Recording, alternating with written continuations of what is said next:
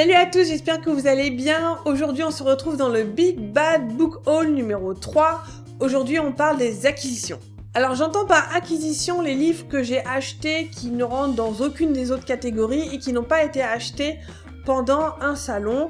Donc, il y a un petit peu de tout, vous allez voir ça tout de suite.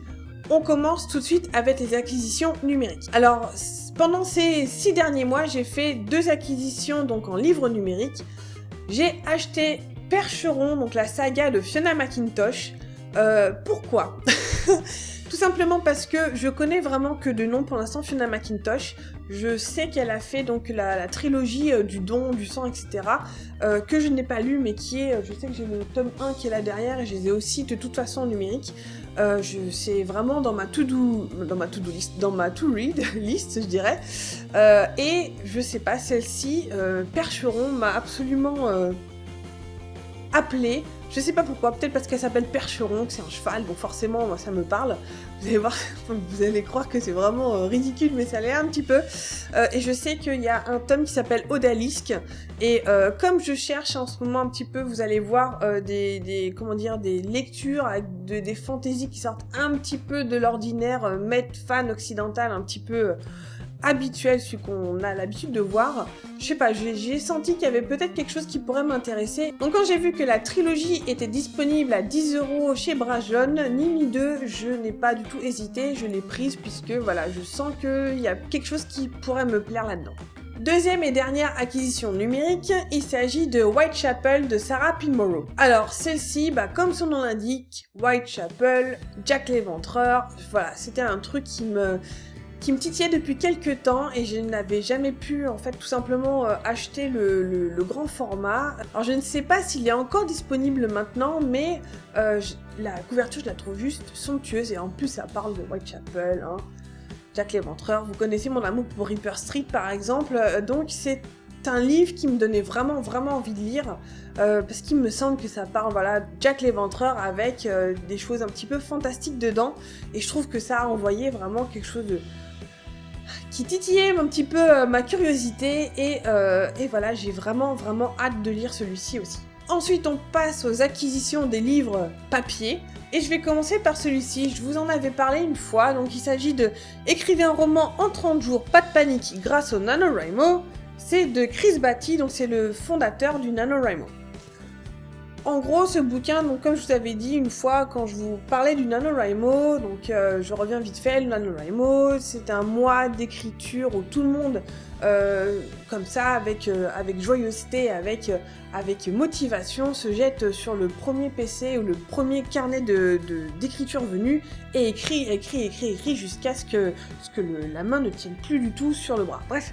Je raconte n'importe quoi, mais voilà, c'est dans cette optique que je fais le NaNoWriMo depuis maintenant 2 ans et j'avais vraiment envie de savoir ce que disait Chris Batty justement à propos de l'esprit dans lequel il a créé cet événement-là qui est mondial maintenant et je trouve que justement c'est très intéressant dans le sens où ce n'est pas comme je disais d'ailleurs dans ma vidéo, ce n'est pas vraiment un livre de conseils d'écriture, c'est un livre qui parle vraiment de voilà se mettre le cerveau dans la bonne disposition pour réussir à se laisser aller, à mettre de côté notre éditeur intérieur, de se dire « Ah, c'est de la merde ce que j'écris comme une brêle, ça veut rien dire, on s'en fout, tu écris et faut que ce soit marrant, faut que ce soit fun, et c'est ça qui est le principal. Les relectures, les réécritures, ce sera après, pour l'instant, prends ton pied en écrivant. » Et c'est vraiment ça que j'ai retrouvé dans ce bouquin-là, que je vous conseille si vous êtes un petit peu curieux justement de ce que c'est le NaNoWriMo et si l'envie vous prend justement que vous voulez un petit peu dépasser cette peur de l'écriture, je vous conseille grandement d'acquérir ce livre parce qu'il est plein de bons conseils, mais pas forcément comme je vous disais, de conseils d'écriture, mais vraiment de se mettre dans le bon état d'esprit pour s'amuser en premier lieu et voilà, essayer de sortir quelque chose de ses tripes en écrivant. Alors ensuite, il n'y a absolument aucun ordre chronologique, je prends les livres comme ils viennent. Ensuite, on passe au Flibustier du froid de Ludovic Rosemorduc, c'est aux éditions Durier. Ce bouquin-là, je l'ai acheté, je ne sais plus du tout dans quelle circonstances. Je sais que voilà, cette couverture, en fait, je la voyais depuis le temps que je passe devant les stands des éditions Durier. Je l'ai vue, j'avais acheté, je crois, ou j'ai eu en tout cas une carte postale avec cette magnifique couverture. Et voilà, ça parle Flibustier du froid, hein, ça renvoie un petit peu voilà à l'imaginaire collectif des pirates. En plus, si comme son illustration l'indique, des pirates, de la banquise, etc. Je trouve que, je sais pas, moi ça m'attire pas mal. Je n'ai même pas lu le 4e de couverture, mais voilà, c'est un livre qui, je pense, a un petit peu, comme ils disent les Anglais, growing on me, et qu'il fallait dans ma palle, parce que je pense que ça peut être très très intéressant à lire. Ensuite, on passe à un cadeau que j'ai eu à Noël ou mon anniversaire, en tout cas dans ces eaux-là, fin décembre. Il s'agit du Marteau de Thor de Stefan Przybylski, c'est aux éditions, je crois, du Bélial. C'est le tome 2 de la saga des origines de Stefan Przybylski. Je vous avais déjà parlé de son tome 1, qui était le Château des millions d'années, que j'avais absolument adoré. Vous pouvez retrouver la vidéo qui en parle, ou alors carrément la chronique sur mon blog. C'est une saga, en tout cas le premier, je sais pas trop encore de quoi parle ce 2e tome, même si j'espère qu'il reprend exactement là où s'est terminé le premier tome, parce que... Voilà, il se passe des trucs de malade. C'est une saga qui tourne autour, qui mêle science-fiction et récit historique. On est en pleine Seconde Guerre mondiale, du côté des nazis qui cherchent, justement dans leur recherche un petit peu autour du paranormal ou autour des mystères que propose la Terre, d'essayer de trouver par tous les moyens, si vous voulez, les origines de la race aryenne et qui pourraient prouver leur supériorité. Là-dessus se greffent des extraterrestres qui veulent dire bonjour aux humains, on va dire ça comme ça, et qui foutent un petit peu le bordel. Et voilà, c'est un roman en fait surtout historique, donc saupoudré de science-fiction. Et ça, c'est le tome 2, et j'espère qu'il va être aussi intéressant que le premier, mais ça, je n'en doute pas. Déjà que le premier était vraiment, vraiment très, très intéressant. Puis ça, voilà, le Marteau de Thor. What else? Sans transition aucune, on continue avec ce livre-ci, c'est Sex Beast de Stéphane Bourgoin. C'est aux éditions Grasset. C'est un bouquin, donc si vous connaissez Stéphane Bourgoin, c'est un spécialiste français des serial killers. J'avais déjà acheté son bouquin sur le Dahlia noir, et vous avez derrière le livre noir des serial killers. Donc voilà, c'est un monothème, on va dire. Tout ce qu'il écrit tourne autour des serial killers et des criminels en série, etc. Et celui-ci m'intéressait particulièrement parce qu'il s'agit de l'histoire de Gérard Schaeffer, qui, comme ça, vous pourriez peut-être ne pas le connaître. Moi, je l'ai découvert justement pendant un reportage qu'il avait fait sur 3-4 serial killers qui avaient défrayé la chronique aux États-Unis, et celui-ci était quand même assez spécial dans le sens vraiment le plus pervers, le plus dérangeant aussi, c'est Gérard Schaeffer. Quand vous voyez ses photos, c'est quelqu'un, quand vous le voyez, vous pouvez pas vous empêcher d'avoir un frisson en bas du dos, de sentir qu'il y a quelque chose de vraiment très bizarre.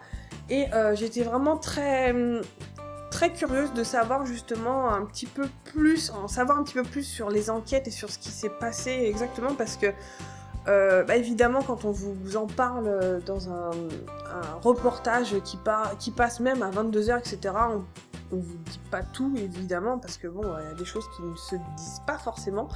Ce sont des bouquins, ceux de Stéphane Bourgoin, je conseille pour ceux qui éventuellement seraient intéressés pour les lire.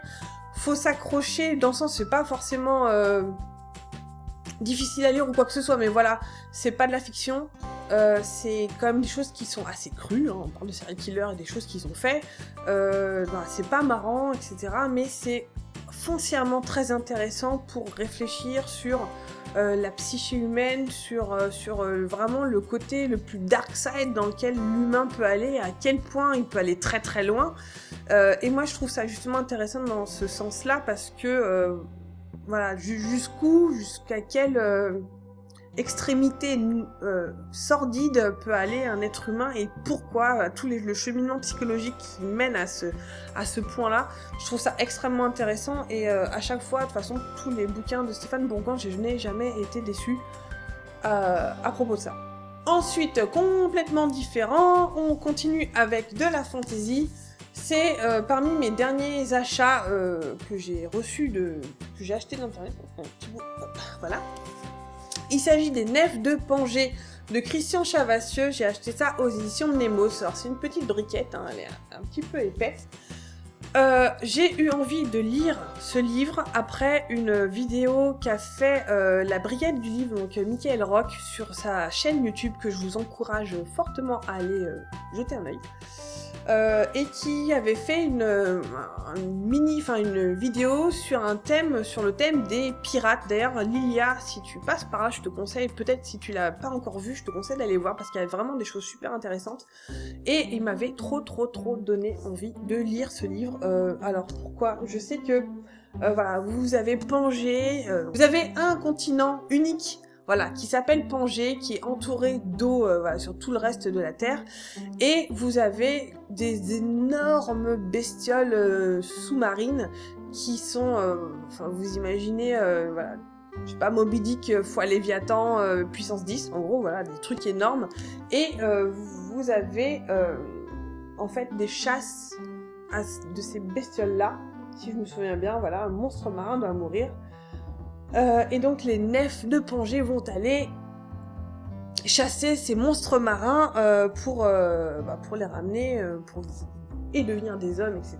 Voilà, vous voyez un petit peu le genre. Sincèrement, Mickaël, dans sa vidéo, en parle beaucoup mieux que moi. Je vous conseille d'aller jeter un œil à sa vidéo que vous trouverez.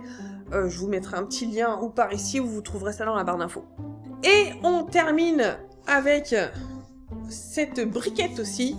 Toujours aux éditions Mnemos, il s'agit de Imaro de Charles Saunders. Alors, ce livre-là, je tournais autour depuis... je sais même pas quand. Mais à chaque fois que j'avais l'occasion de voir les éditions Mnemos à n'importe quel stand, je leur demandais, depuis les Imaginales, je crois l'année dernière, est-ce que vous avez Imaro de Charles Saunders ? Ah, mais non, on l'a pas ramené, mais envoyez-nous un petit mail, vous pouvez le commander sur notre site internet. Bref, voilà. Ça y est, c'est fait. Après plus d'1 an et demi, je pense que je lui tournais autour de ce livre. Me voilà enfin en possession. Alors, Imaro, qu'est-ce que c'est ? Imaro, c'est 4 livres en un. C'est une quadrilogie, d'où la... Voilà. D'où le poids de la bête. Et en fait, il s'agit d'une fantaisie avec des bases africaines. Voilà, qui est basé sur du folklore africain. Et ça faisait vraiment longtemps, comme je vous le disais un petit peu avant, j'essaie de chercher justement des fantaisies qui sortent un petit peu des sentiers battus, dans le sens où j'en ai un petit peu, pas forcément marre, mais de lire en fait du Medfan occidental. J'aimerais bien voir ce que peut proposer justement de la fantasy qui est inspirée d'autres cultures, d'autres univers. Et Imaro, c'est ça. Et Charles Saunders, en plus, c'est un écrivain afro-américain. Et faut dire que dans la fantasy, il n'y en a pas des masses. Et je suis carrément pour justement que aussi les gens de couleur, comment ils s'appellent, s'emparent aussi de ce genre-là, parce que je suis sûre qu'il y a des choses absolument géniales à raconter, justement avec d'autres perspectives, et notamment par exemple comme, je sais plus comment s'appelait, le livre de N.K. Jemisin, Les 100 000 royaumes, qui était vraiment super. Bon, ça n'a absolument rien à voir avec celui-ci, mais voilà, ce livre-là, j'attends vraiment de pouvoir me plonger dedans, parce que je pense que ça va être très bon. Voilà, c'en est fini pour mes acquisitions en vrac depuis le mois de septembre jusqu'au mois de mars, on va dire. Écoutez, je vous dis à très vite dans une prochaine vidéo pour un Big Bad Book Haul numéro 4. Ciao! Combien de fois je l'ai emprunté? 3, 4, 5, 10 fois, je ne sais pas.